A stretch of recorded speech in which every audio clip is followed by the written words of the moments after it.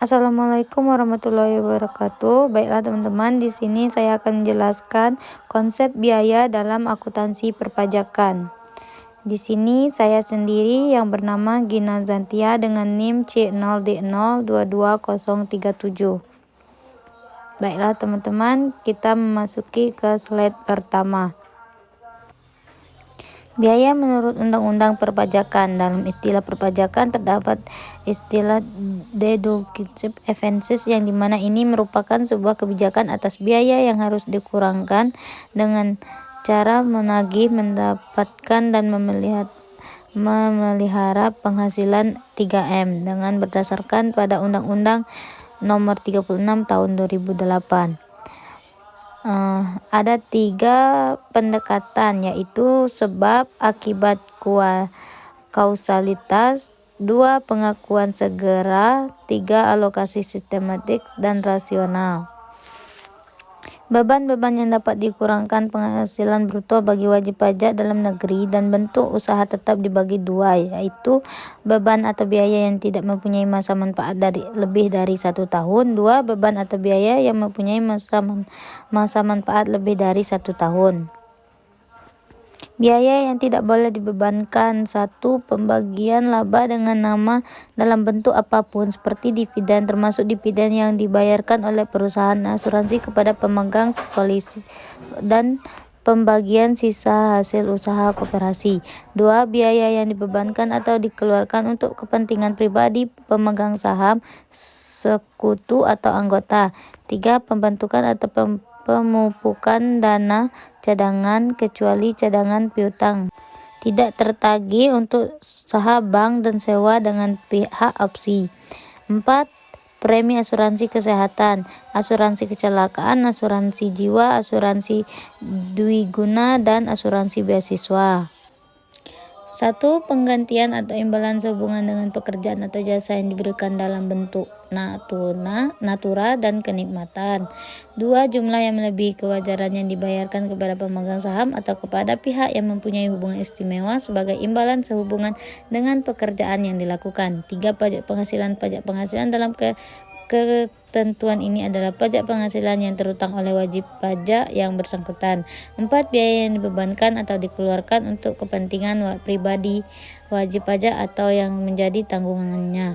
5. Gaji yang dibayarkan kepada anggota persekutuan prima atau persoalan komanditer yang modalnya tidak terbagi atas saham. 6. Sanksi administrasi berupa bunga, denda, dan kenaikan, serta sanksi pidana. Dari sisi akuntansi pajak, tidak diperkenakan adanya pengeluaran sebagai akibat sanksi administrasi perpajakan itu dibebankan sebagai biaya. Berikutnya klasifikasi biaya sesuai aturan pelaksanaan Undang-Undang Perpajakan. 1. Biaya program Jomsostek. Dalam program Jomsostek berkaitan dengan pembayaran premi atau iuran. A. Jaminan kecelakaan kerja JKK dan jaminan kematian JKM. B. Jaminan hari tua. 2. Biaya pengobatan karyawan yang dibayar perusahaan langsung ke rumah sakit atau dokter dan apotek. Biaya penggantian pengobatan, pemberian tunjangan pengobatan, uang pengobatan sebagai biaya yang didapat dikurang terhadap penghasilan bruto. Dan objek PPh pasal 21. 1. Biaya rekreasi dan olahraga. 2. Biaya perumahan, biaya kendaraan dinas, telepon seluler karyawan. 5. Sesuai pasal 3 PP 138 tahun 2000, yaitu pajak pemasukan yang tidak dapat dikreditkan berdasarkan pasal 9 ayat 2 Undang-Undang PPN dan PPNBM dapat dikurangkan dari penghasilan bruto. 6. Pasal 4 PP 138 tahun 2000, yaitu pengeluaran dan biaya yang tidak boleh dikurangkan dalam menghitung besarnya penghasilan kena wajib pajak dalam negeri dan bentuk usaha tetap.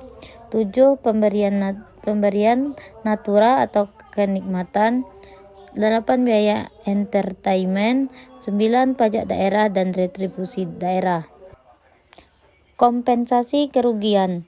1. Kompensasi horizontal. Kompensasi ini diterapkan apabila wajib pajak dalam tahun pajak yang bersamaan memperhitungkan kompetensi antara penghasilan suatu bidang usaha dengan kerugian bidang usaha lainnya.